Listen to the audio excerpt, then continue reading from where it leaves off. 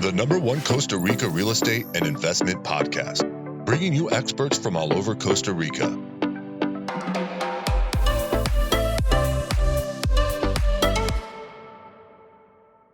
Hey guys, good afternoon and welcome to episode 156 of Costa Rica Real Estate and Investments with me, your host, Richard Beckson. Today, we've got Becky Clower on the podcast again. I like to get her on every few podcasts just to get an idea of kind of what's going on in the market. You know, she's up there, you know, in the, I would say, Potrero, Flamingo, Playa Grande, Tamarindo, Hacienda Pinilla, you know, those areas of the country, which is kind of probably one of the hottest markets here. Well, it has been over the past year. We'll see what happens, you know, in the next coming months. But also, let's just ask Becky kind of what's going on. I do like her no BS attitude. Remember, she is the owner and broker for Blue Water Properties in Guanacaste, which probably might be the largest brokerage up there. Some very great people working with her up there. But, well, big shout out, big thank you to people that have reached out to us before starting their journey here in Costa Rica on investing, just so we can kind of educate them a little bit, you know, on what to look for, what questions to ask. A lot of people contact us when they're under contract or they've bought something and could be like, oh, what have I done? Whereas, you know, we'd like to kind of really educate, give you a bit of perspective, and show you a lot of different stuff, you know, everything from what's working in the market, what's not working in the market, the data behind that. You know, we have access to, I think it's like 50,000 vacation rentals in Costa Rica, plus also knowledge from hotels of occupancy, etc. So, you know, we pull data sources from a variety of different locations, which gives us perspective, which then we can give to you. So if you do want to contact us, you can info@investingcostarica.com. That's info@investingcostarica.com. You actually get to talk to me directly, which can sometimes be a bit weird because people feel like they know me having listened to a lot of the podcasts. But yeah, you can email us info@investingcostarica.com. But let's get straight into the podcast. Good afternoon, Becky. How are you doing? I'm super. How are you? Very good. It's a pleasure. I always like, as I said in the intro here, it's always great to get you on the podcast every couple of months and just get an update, you know, like a no BS update of what's going on.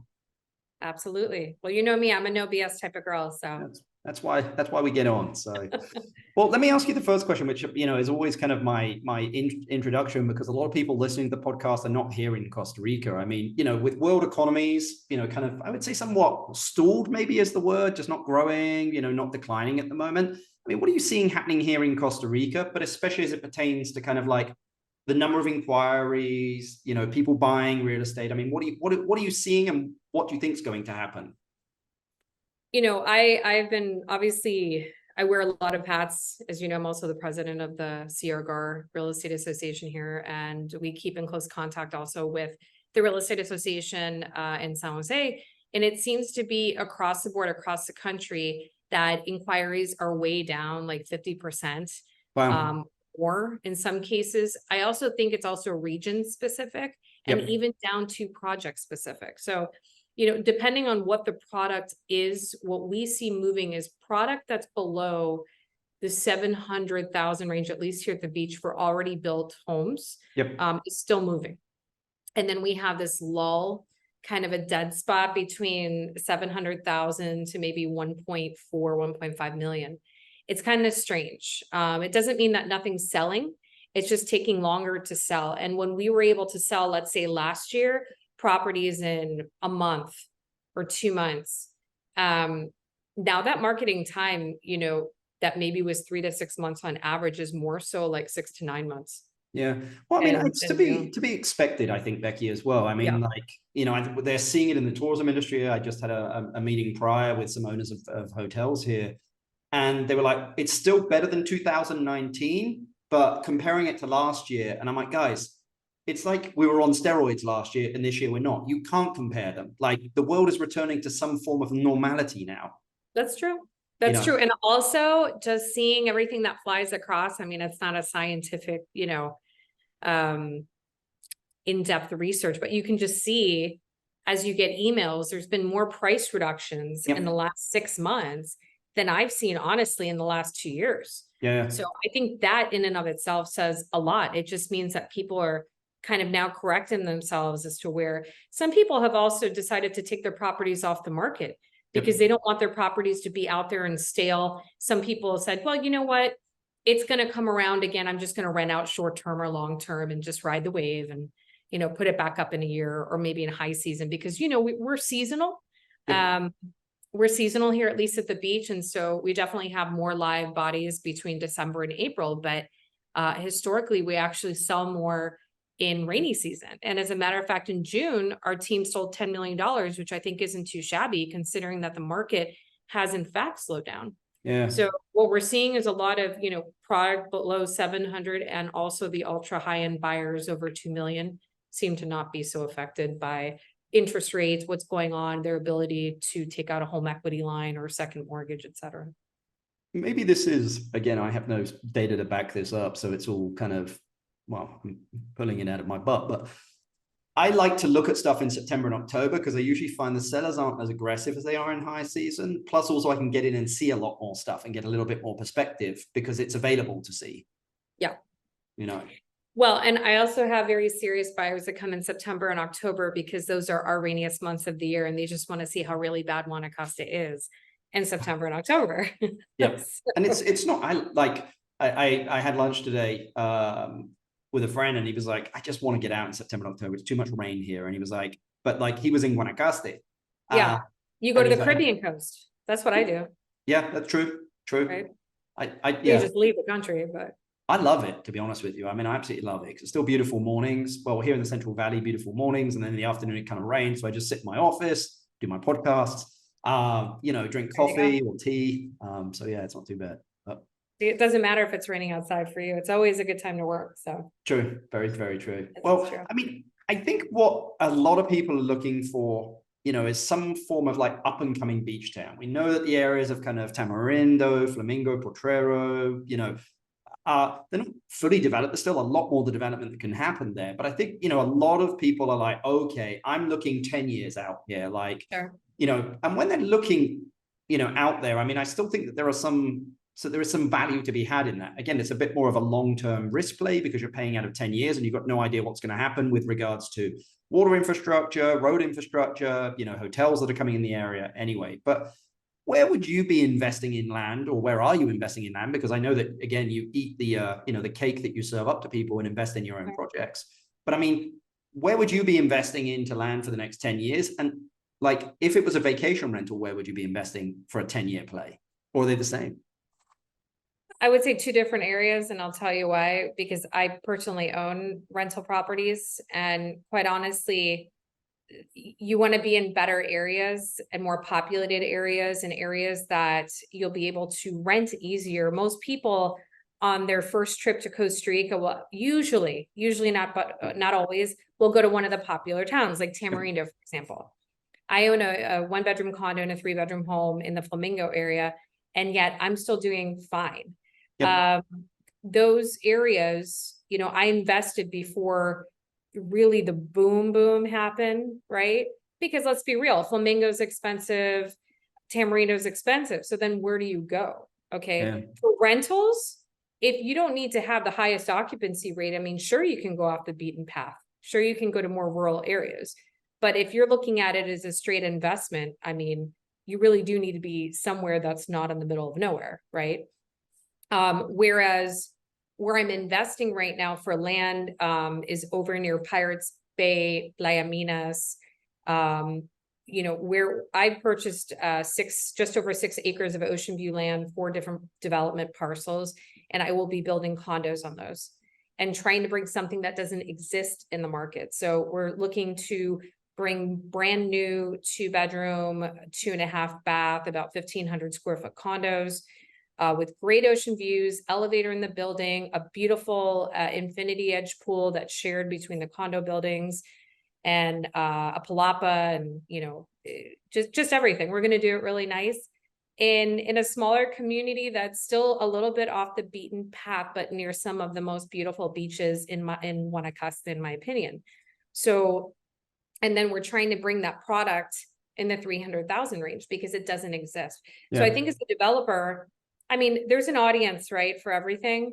I did a luxury home once. I feel more comfortable doing, more entry-level, mid-range properties because obviously your risk is less. And so if you're looking at it as an investor, you're not going to be so stressed out because you can't sell one condo, Yep. And so we're going to be doing a couple of different buildings. In that same development, there's still a couple parcels for sale, resales from 185,000 for half an acre with ocean view. And it's also zoned to build condominiums.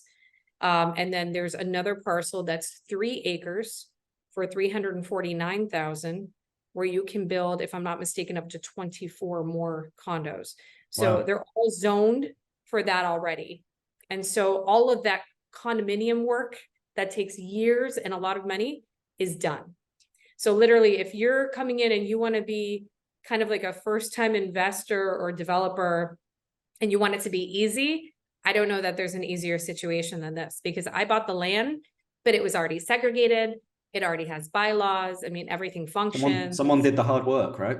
And somebody did the hard work many moons ago. So Yep. yeah, I'm just coming in basically and picking up where they left off and trying to change the community and make it better. It's called Punta Playa Vistas. So we're going to be bringing in, I'm working on the plans as we speak, and we hope to bring in, like I said, the product in the mid 300 range for starters. So that'll be exciting, and we'll have a model home on site and everything. So. Well, I think it's smart from the point of view. I mean, it's between Tamarindo and Conchao on the cove there, you know, as you go around from Grande, for anyone that doesn't know where it is. But like, that is really really from Grande to Conchao, that beaches are beautiful. They're like coves, and there really isn't much back there at all.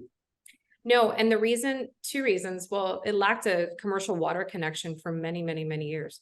The water now is 1 kilometer from Pirates Bay. Yep. There was somebody that bought a finca, a development parcel down the road, that basically made a donation to the Water Association to bring that all the way down.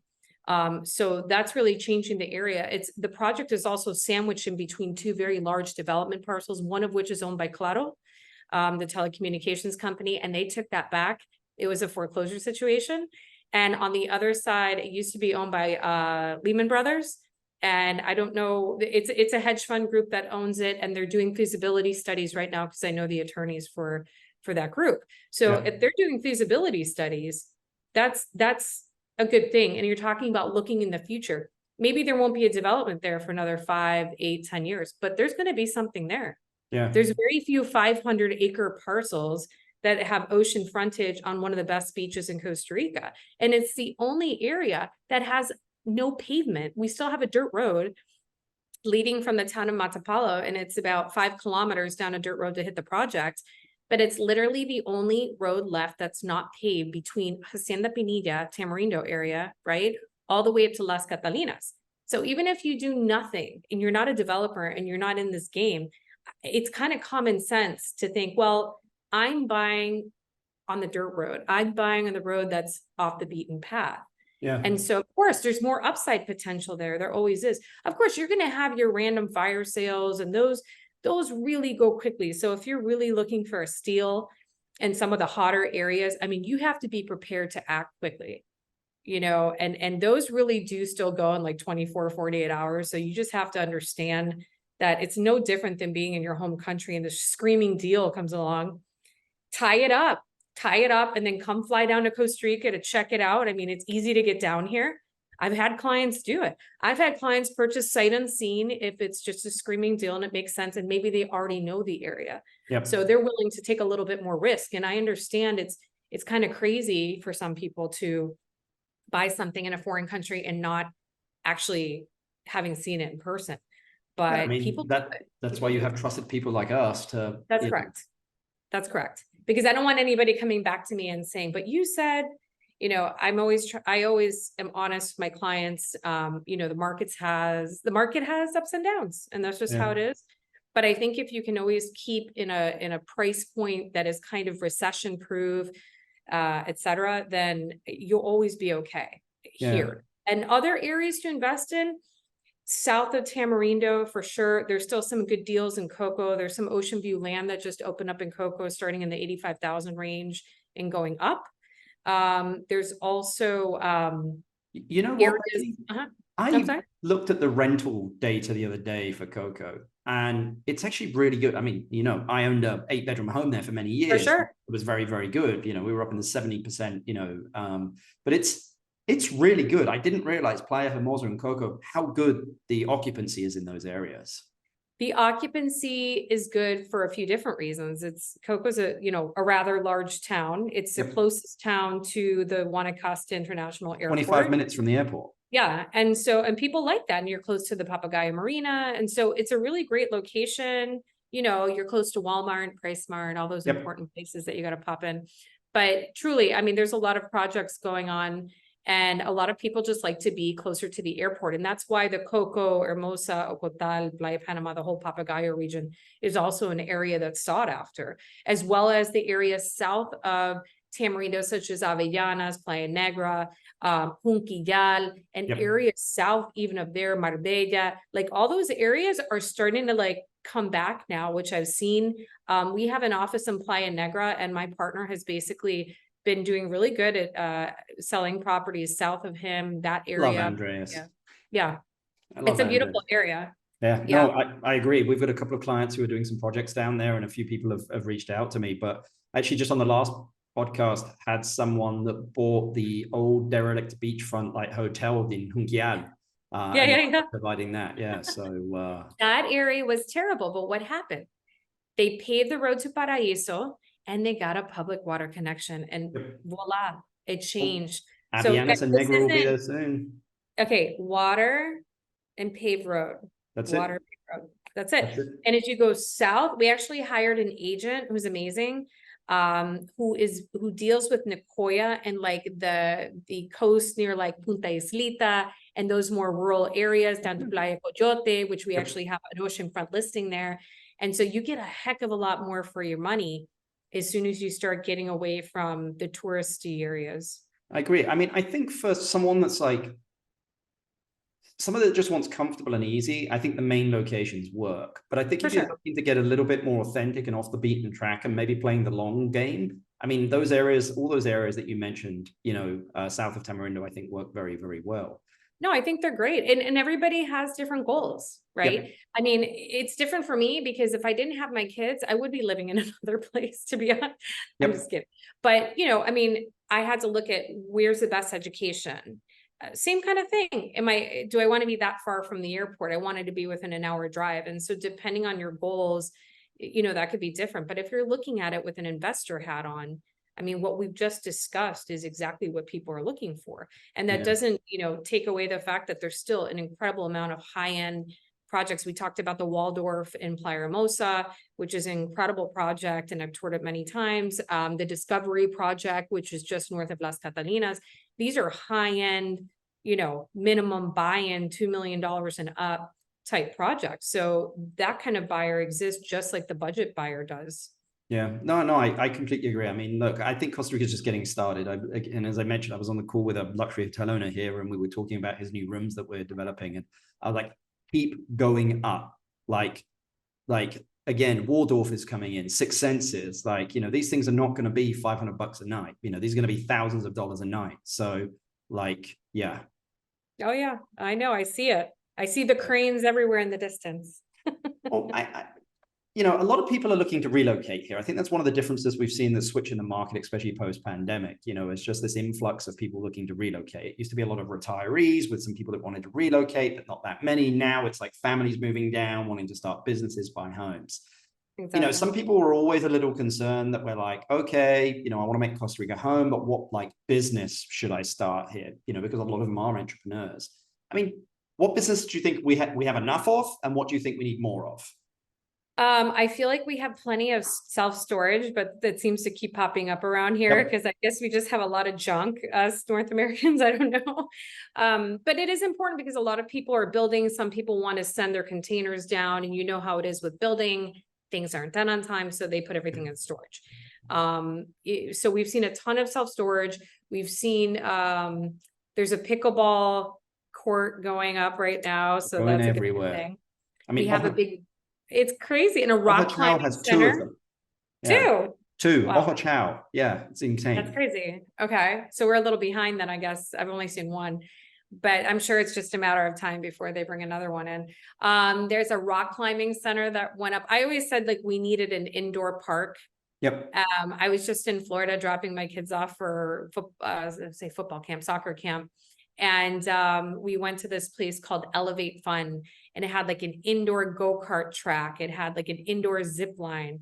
It has over 100 arcade games. It has a bar for the adults with craft beer. I mean, it's like literally something for everybody. They have laser tag. They have axe throwing. I mean, it was like over the top, but such a cool concept. Dave and Buster's on steroids. It is. No, it's better than Dave and Buster's. I've been to Dave and Buster's. So, something like this was like eye-opening for my kids because we don't have that. And I don't think they have that in San Jose, but we definitely don't have it at the beach. I swear that would do so good. And also an automatic car wash. I've been telling my clients this, automated car wash, like the drive-through variety, drive in, drive out. Yeah, I mean, because otherwise it takes way too long to clean your car. That's what I mean. And that's why my car is always dirty here. Unless somebody comes to my house, which I do have a guy that comes to my house and details my car, but not that often because I need my car. Yeah. And it's like a 4-hour process. So you got to like chisel out an afternoon or you coast around in another car or an ATV or something. I think just in summarizing there's just so many business opportunities here. There's a ton. I could rattle off 10 more if you want. Yeah. I mean, we need a really good deli here, places to buy accessories, because remember, there's a lot of construction going on and not everybody wants to drive to Liberia. Not everybody wants to go to San Jose. So those kind of businesses, but you see them popping up and you see a lot of the big name companies out of San Jose now opening smaller branches here. Smaller stores, like the Bali Superstore just opened up over here. Altea Design opened up near us. Casa y Mas, which is an independent, furniture store, opened up. So, well, something that keeps coming up is security in Costa Rica. Like, about like people keep hearing about like, hey, I heard that there was a break-in here, something got stolen out of a car. Do you think that's something that people should be worried about? And how would you go about preventing it? For break-ins and things like that? Just in general, I mean, security just keeps coming up. I mean, I've heard it a lot in areas of like Santa Teresa. Playa Grande now has its own like security service going around. They basically, and they also have a service in Tamarindo. I live in a gated community. We have our own security folks, right? Our own security force. And you can have your security alarm call them if it goes off, which is convenient because they're on motorcycles and they go around at night.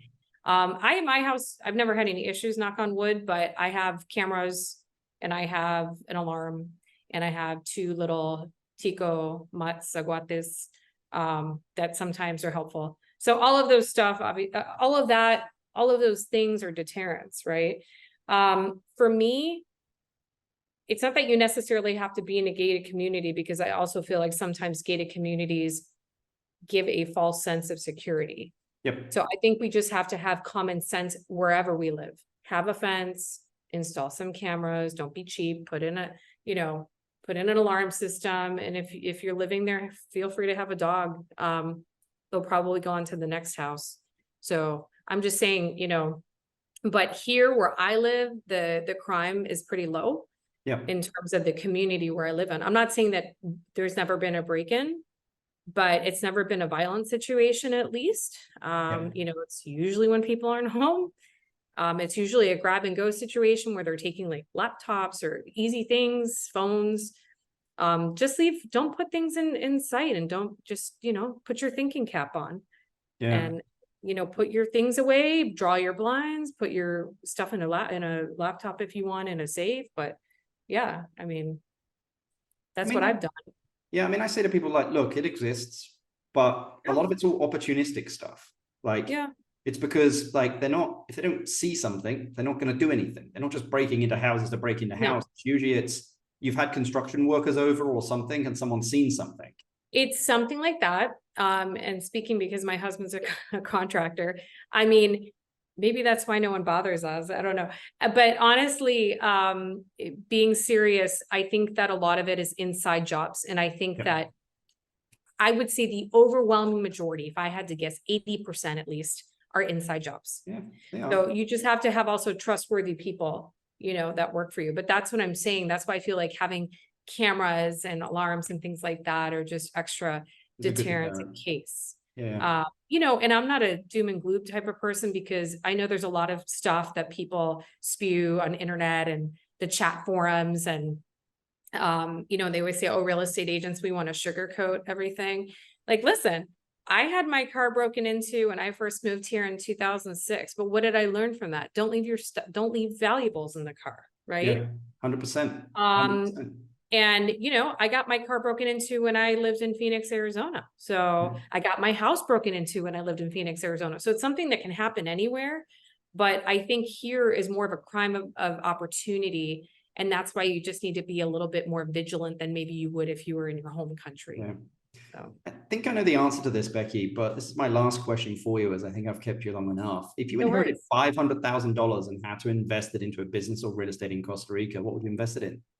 And why? And my Elevate Fun idea, that would be like amazing. No, I think it would work. I think it would do very well. There's I actually think it would do phenomenal, because when it rains, we were talking about before we hopped on the call about rain, rainy season. Well, you like rain, but when it's raining and you have kids, or when your kids are on vacation and you're trying to figure out what to do with them. You don't want to stick them in front of a computer all day. Come on. No, I'm trying to get them away from the computer. So yeah, of course we can go swim, we can go to the ocean, we can do, but it's nice to have some other alternatives that, and if you're not going into a business like that, like I think something like that, like just a general recreational type center that would appeal to the masses would be an amazing job here at the beach, or business, excuse me. And if you're looking to be more straightforward real estate, you can do what I'm doing, which is just picking up land at a discount. Just to give you an idea, the land it was a listing of mine that I tried to sell for a while, which is kind of funny. And nobody really had the vision that I did, because I knew that area, and they were asking 1.2 million. And I offered them I offered 750, and I thought they were going to tell me to take a hike, and they didn't.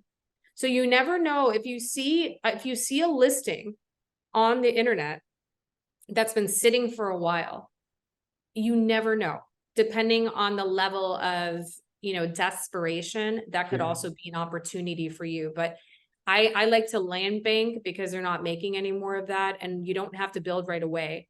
So in my case, I don't want to, I don't have all the money to build all these condos that I'm going to do. So I'm doing one building at a time. Yeah. And as you sell, you just reinvest, et cetera. So, there's always learn as well, right? Well, yeah, but it's not rocket science. It's just trying to understand the market and what a product that we don't have. Yeah, definitely. Well, Becky, this has been great as always. I always love chatting with you on the podcast and kind of getting your no BS input here. So if anyone wants to contact Becky, I'll put all of her contact details in the description. But again, thanks very much for coming on the podcast.